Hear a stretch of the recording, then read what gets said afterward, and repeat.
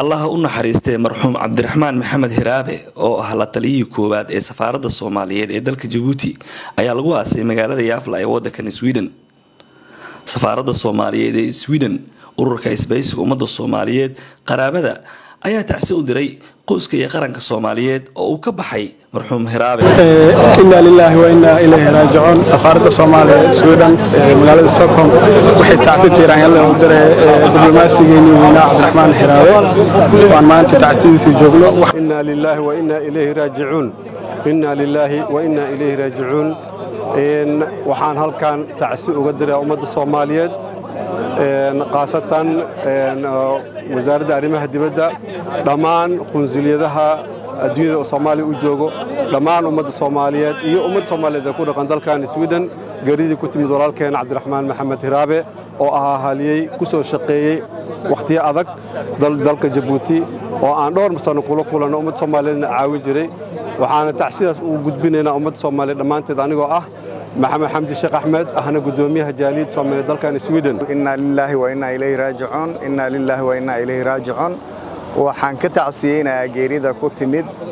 حكيها نيكو واد أما قنصلكي سفارة الصومالية جيبوتي أمباسطور عبد الرحمن محمد هرابي الله أن حريستو أمباسطورك كتير ربي أيا أتمد ما أنت أيان قولي يصير رماد جيني وهذا وحان جوجنا جنازة ديسا dhammaan ummadda Soomaaliyeed ehelkiisa qoyskiisa asxaabtiisa inta waxaan leeyahay sabri iimaan jamiil Allah naga wada siiyo oo meel loo wada socda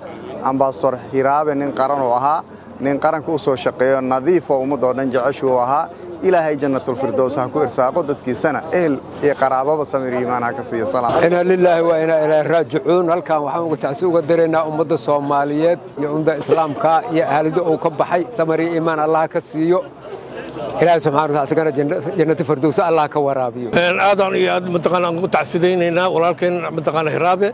وعن كل هالكان منطقة أول ما هتعلن إن دولة الصوماليات أو كنت على القطة إني منطقة الوجودو مقالة مقدشو الدولة منطقة وزارة الرماح تبدأ أنت صاحبتي سيد عادي يوم مثلا عنك أهل كان هاي وحنو ما هتعلن إن دولة الصومالية سيدي منطقة أنا إسكو حلقان إني هراب الوجودو مقالة مقدشو أو عسكر الله سماه ساس أوجد منطقة وزارة دي الدولة دي وزير كي مدعوينها كل واحد سنين سيد شرفت الله منطقة أنا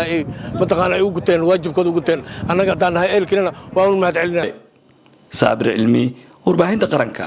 سويدن.